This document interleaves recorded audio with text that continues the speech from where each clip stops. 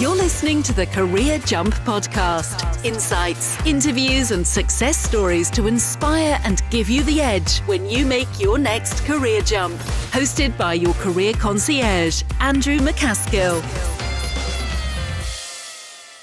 Hello and welcome back to the Executive Career Jump Podcast. I'm your host and career concierge, Andrew McCaskill. I'm very pleased to have Ben RainforthGott joining me today. How are you doing, Ben? Very well, Andrew. Yourself? Yeah, I'm really well, thanks. Really good to reconnect. Just by way of introduction for the listeners, tell us a bit about Ben and your background. Yeah, sure. So I've been in the wonderful world of HR for coming up for 2 decades now, primarily for the last 9, 10, 11 years, sitting on the executive table as a senior HR director. More recently, since coming back from New Zealand, I have been playing the interim and consultancy role for the last 3 years, which has been great. And I suppose I describe myself as a bit of an agitator in the HR space. So very much dialing business back to thinking people cost, and optimizing their HR functions and maximizing their investment in their people. Yeah, I love that. Very well introduced. And I love the word agitator. And that was, Ben and I have spoken previously a couple of times. And I love that agitator element to what you're doing. Tell us a bit more about the agitation that you're involved with.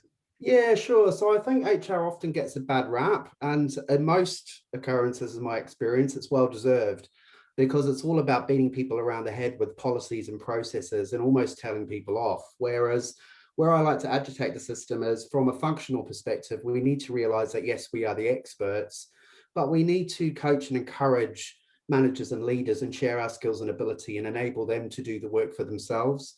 So that comes with de-jargonizing. HR people speak a completely different language, and then we all wonder why businesses scratch our heads and don't think we're getting value for money. But also being able to really join up the commercial elements in a business, because people cost a lot of money. So being able to sit at the table and talk people, talk money, talk investment, and really transform that around.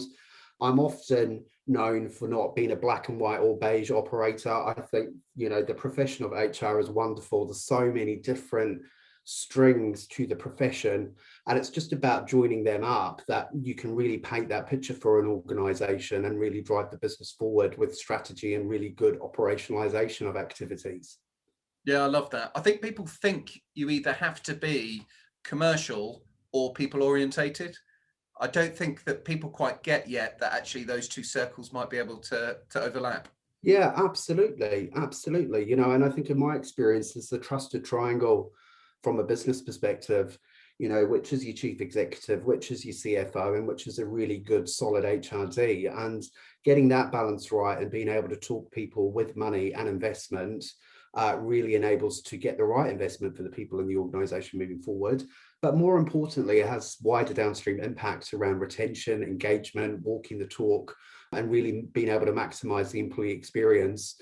And from an external landscape, around attracting great talent who really want to come and be valued within an organization. And at the end of the day, treating people like adults. I think often we have to have that conversation. We employ adults, let's treat them like adults, let's gift them with the responsibility and really support the positive and not always going to the negative, which can often be attractive from an HR perspective as well. Yeah, totally. Well, you get the behavior you incentivize and expect to some extent. There's no Absolutely. I'm really keen to talk to you about the hiring element of the people equation as well, because obviously, I'm often quite vocal, I guess, and agitating my end around some of the dysfunction that exists. Just in general, the general feedback from people who are applying for jobs, who are interviewing with companies, etc., is poor on the whole. Yes. Very notable exceptions, and that's the case. Why is everyone screwing up their hiring, and what do we need to be doing better? Yeah, and that's a great question, because I suppose having played both sides of the coin, I've been really frustrated as being a job seeker, but equally being frustrated walking into a role around recalibrating what recruitment and talent looks like. I suppose the top ones for me is around time investment.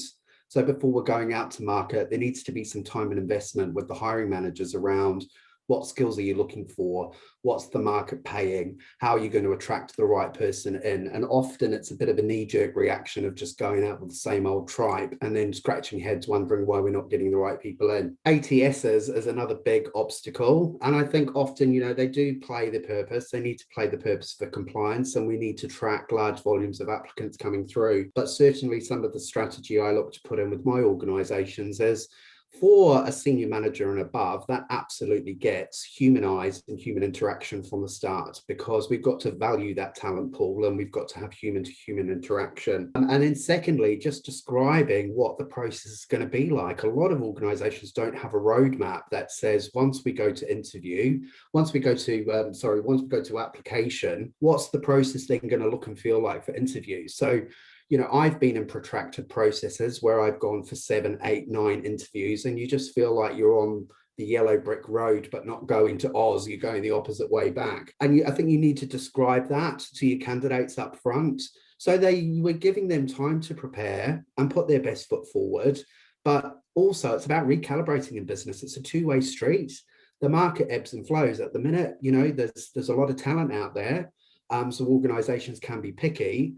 But that tide's going to go out, and all of a sudden we're going to be really short of talent. And it's about remembering that brand and gifting people the experience that they deserve through a process. And that's where I really focus in around, delivering that good, quantifiable experience, and sort of backing away from some of the legacy stuff that people really get frustrated about. You're not the right cultural fit. Well, what does that actually mean without any robust feedback? Some of the really protracted questions that, you just wouldn't be asking a senior individual who you can see has got a huge amount of skill and experience. So it's about matching the process with the talent pool and being really clear at every step that goes through, and driving out this god-awful thing, which is ghosting, or the black hole syndrome of leaving people waiting. We need to treat people like the humans that they are, with integrity and respect.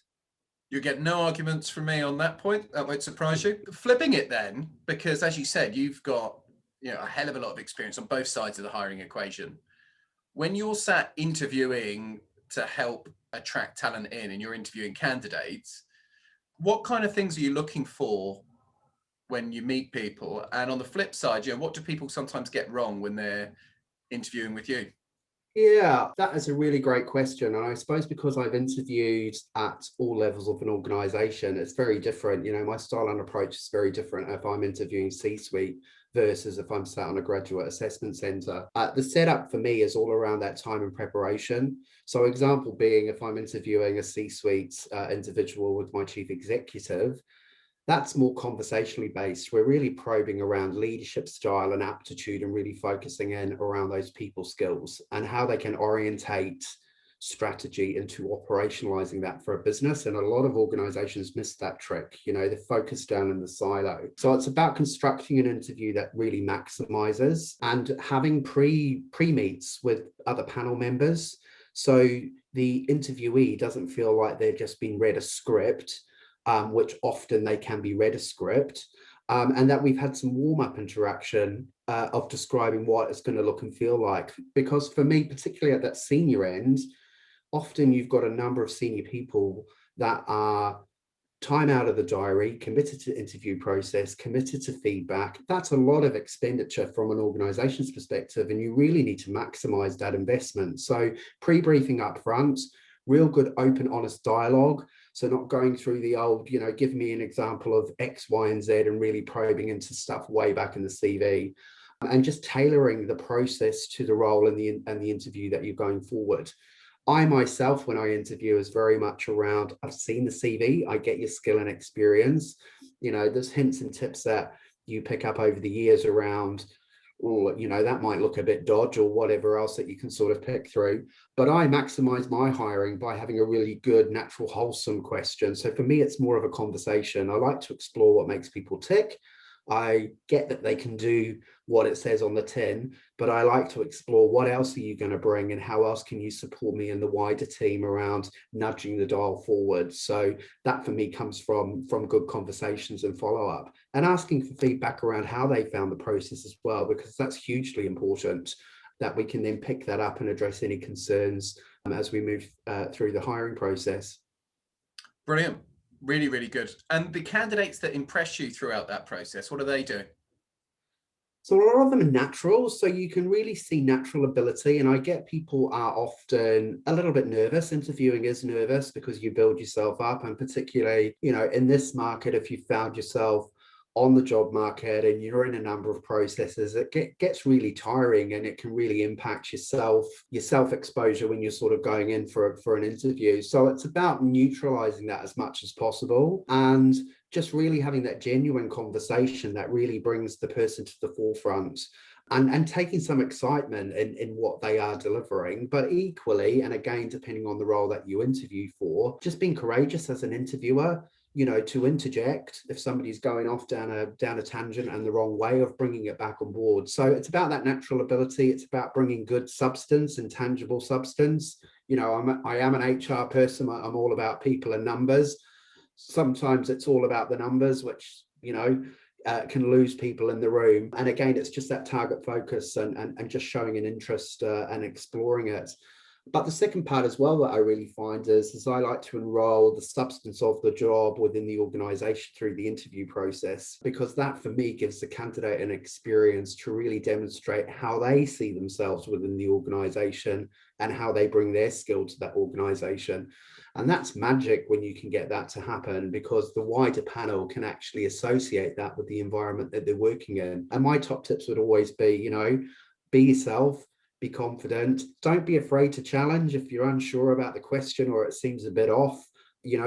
Challenge back and bring through that real gold and that insight that's really going to sort of replicate and really run well through that process. Yeah, some tremendous steer there. I really like the point about challenging as well. We talk about seeking clarification before you proceed. Yeah. A lot of questions that you get asked in an interview are quite broad. And I think if you can just push back and get a little bit more detail, so you make sure that you don't go off down a rabbit hole, it's a good technique, right? To keep you on. I totally agree. And I think that goes back to that briefing of the panel up front, because often where people, in my experience, go down that rabbit hole is they're faced with a panel that are focused on 7 or 8 technical or competency-based questions. So they're losing the nuance of the answer because they're so focused around filling in a form, often for HR, unfortunately. But again, just making it more conversationally based and bringing it back through. And I also love people asking me questions, throughout the process, not just the 10 minutes of radio silence at the end of the process, but just being really direct around, well, what does that look and feel like in your environment? And how do my skills and attributes really fit to what you're doing from a cultures or values perspective? Because then it brings meaning and substance, and it feels a little bit more real instead of just a process of asking a whole myriad of questions, really. Yeah, that two-way thing's really important, isn't it? Keep it two-way. Very important indeed. Hey everybody, it's Andrew here. Just wanted to very briefly interrupt this podcast episode to tell you a little bit more about our Career Jump Club. So our Career Jump Club was created to help job seekers understand what they want and how to get it, right? So becoming a club member is a great move if you're looking to get the clarity and confidence in order to secure your next role. With the membership, you get a number of different things. So first thing you get is access to our online platform, which has over 30 videos, 40, 50 different templates, workbooks, and it takes you through everything from sort of understanding what you want to how to position your CV and LinkedIn, how to interview, how to close offers and negotiate better salaries, a full end-to-end job search course effectively for senior leaders. So you get that, you get a fortnightly group coaching call, which is with me and with the other members, where we bounce around best practice, share slide decks, share techniques, and share the latest data on what's working for people. And you get to, most importantly, become part of our closed LinkedIn group and our closed community. And in there is where the magic often happens, because you get people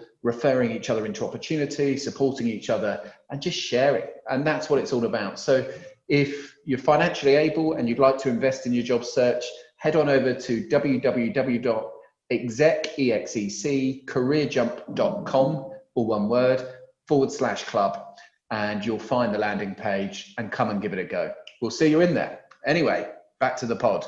Okay, switching gears for a little bit then. You mentioned in your intro that you relocated from New Zealand to the UK last year.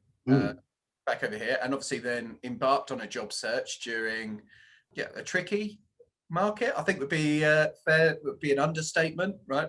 Basically the trickiest market we've seen, a 9% recession, which was just insane. The biggest recession since 1703 or something, somebody told me the other day. So that's what you walk back into.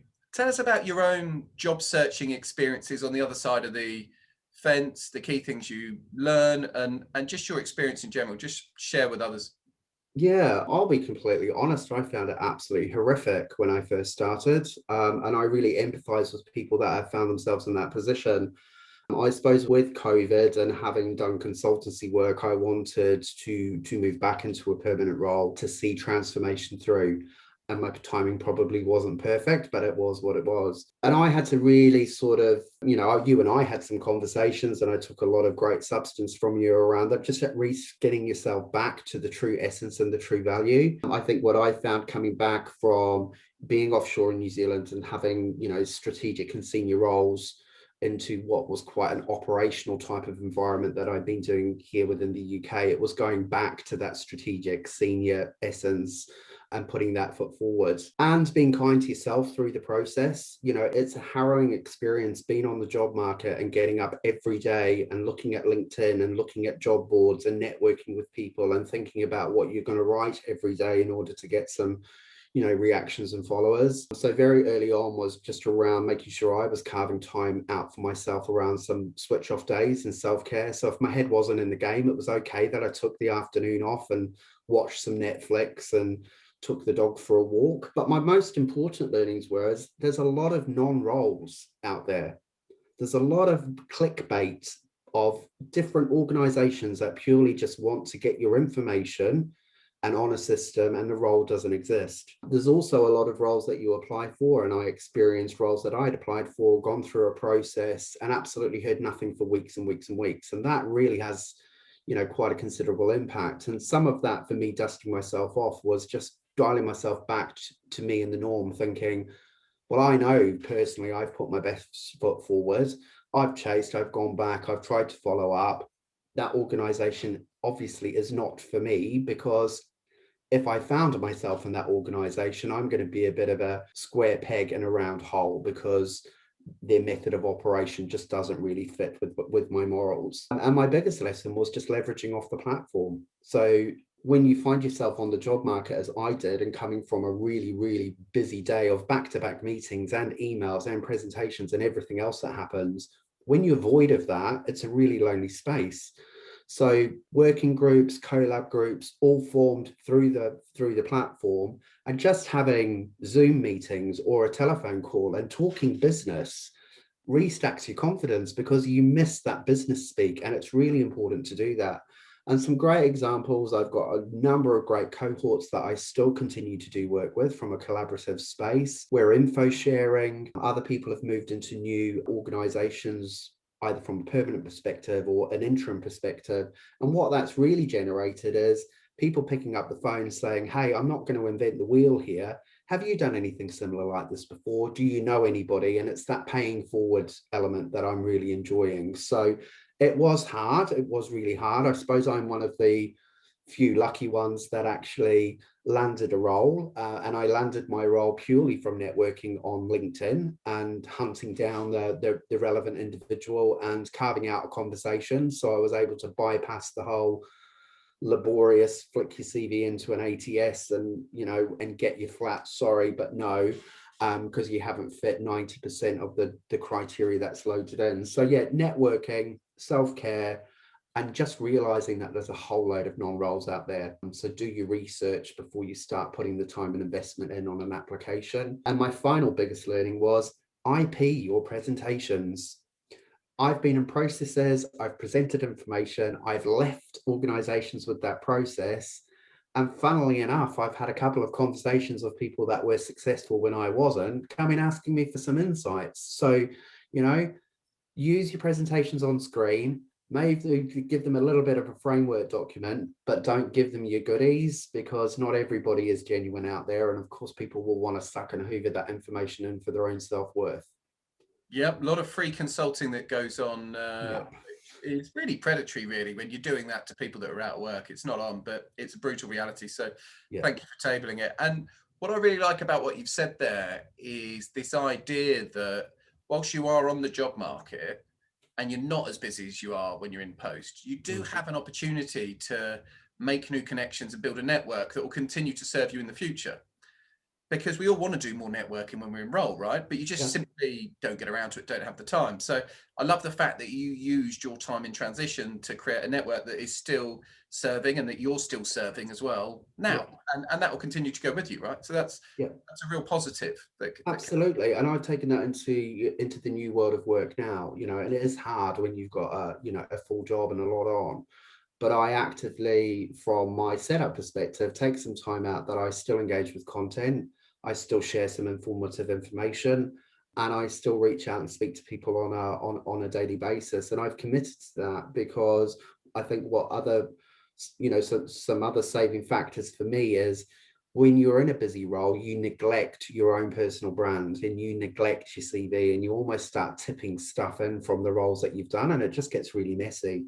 And it's great to reach out to experts that can, you know, I found it, you know, we've had this discussion. I found our discussion really cathartic around just dialing back to where that essence needed to be for me and gifting me a strategy that made me feel able, proud to deliver myself and the skill and experience that I've generated over my career. And it's just about taking some of that time back, you know, for you. Get your story, get your narrative polished, you know, have some targeted search, but equally, you know, take some time out, you know, and it's hard, especially, you know, when you're the main income earner, as I am, you know, lucky enough to have savings, and you see them sort of dwindling month on month, and everybody out there has an end date when that savings pot is going to go. And that personal stress and financial pressure on top of searching for a job is really hard. And I think that's why it's really important to network and reach out and speak to other business people, because you need that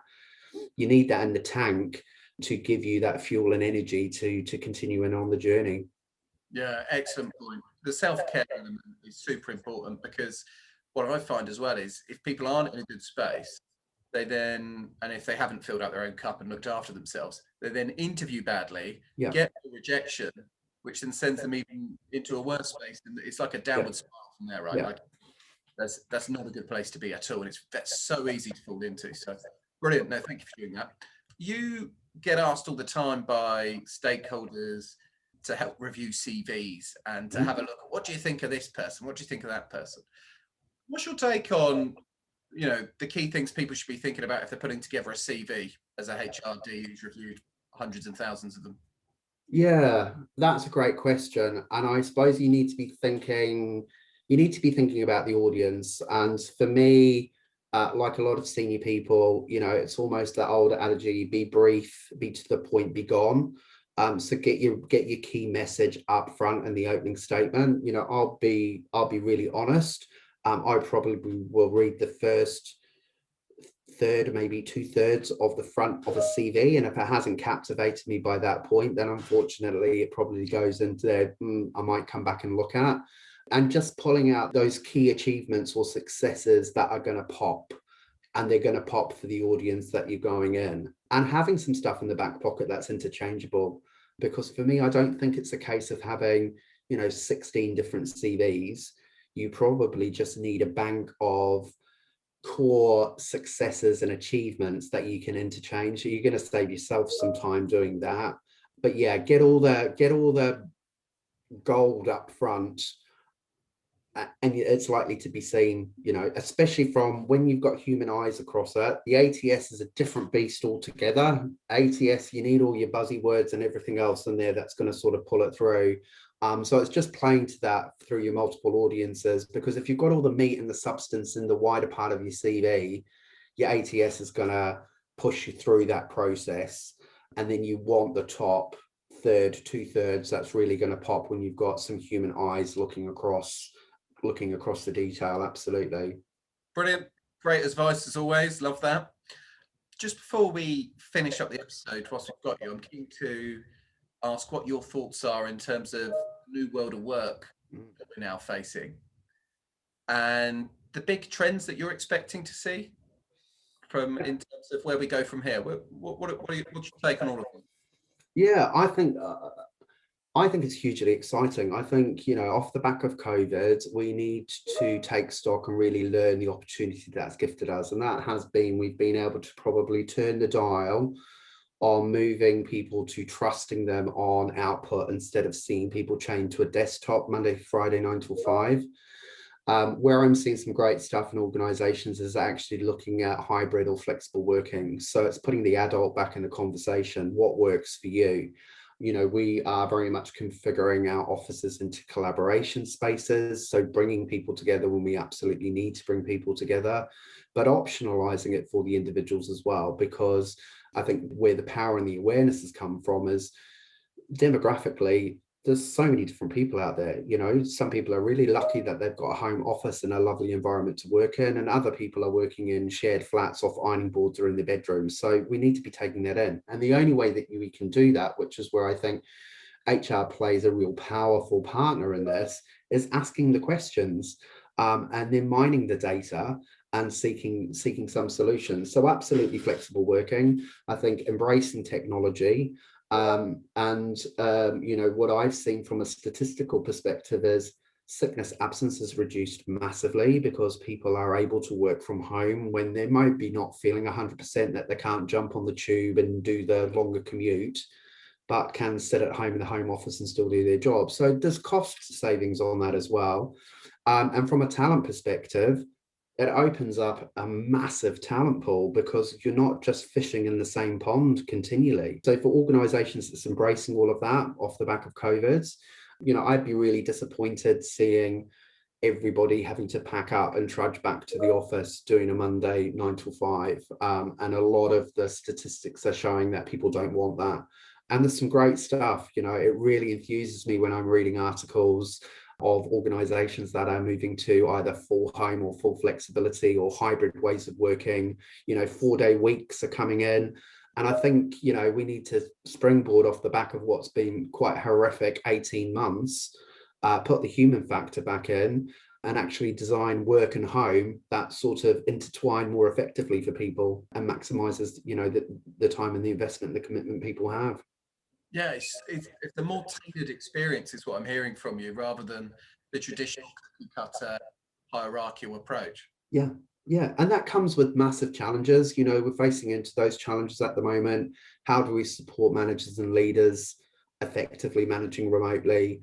How do we equip them with the tools and technology to manage remote working? And often organizations are a little bit perplexed about that. My simple trick and formula is just dial the person back into your decision making, because you're dealing with people. And as long as they've got the right technology, the support channels available, you can offer people the flexibility of going into an office if they wish to go into an office.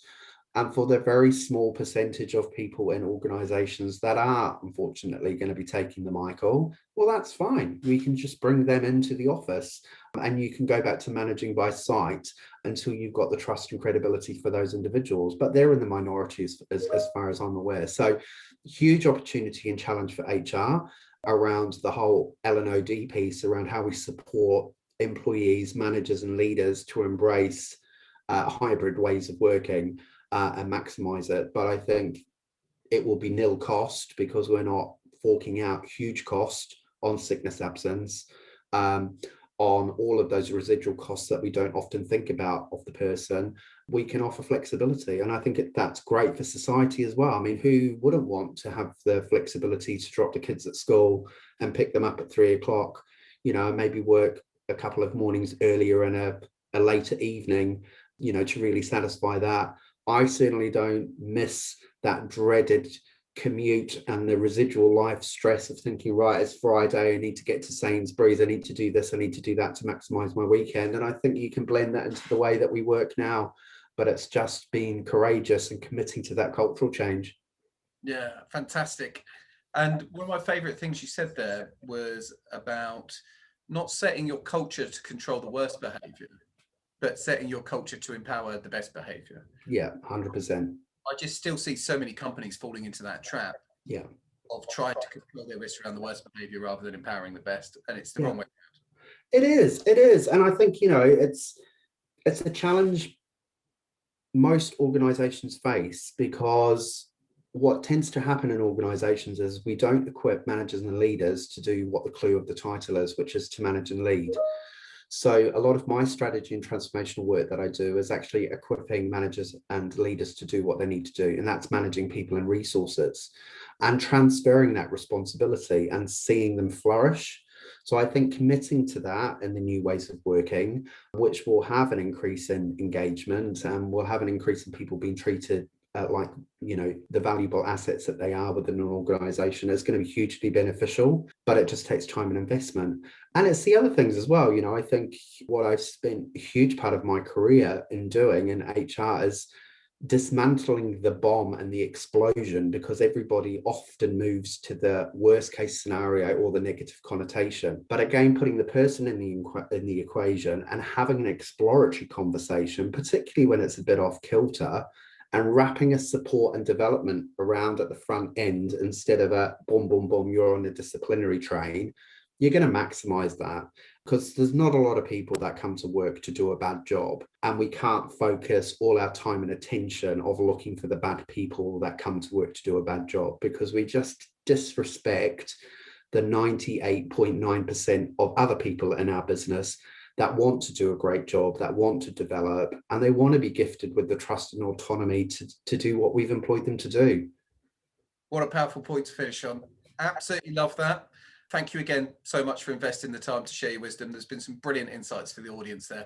For anybody that wants to connect with you or follow up or network, what's the best way for them to do that? Absolutely love for anybody to connect with me on LinkedIn. Anybody that's sort of struggling or wants to pull some info out, whether it's in business, out of business, I'm always happy to be have a shoulder tap and have a conversation. As I say, it's just about sharing insights and not reinventing the wheel all the time. So absolutely love to connect with anybody. Yeah. Awesome. Generous as ever. You travel safe. Thanks again for sharing so openly as always, and we'll catch up soon. Cheers. That's brilliant. Cheers, Andrew. You've been listening to the Career Jump podcast with Andrew McCaskill. For more resources and information, just head over to the Career Jump website at www.execcareerjump.com to supercharge your job search and start making moves. Let's get to work.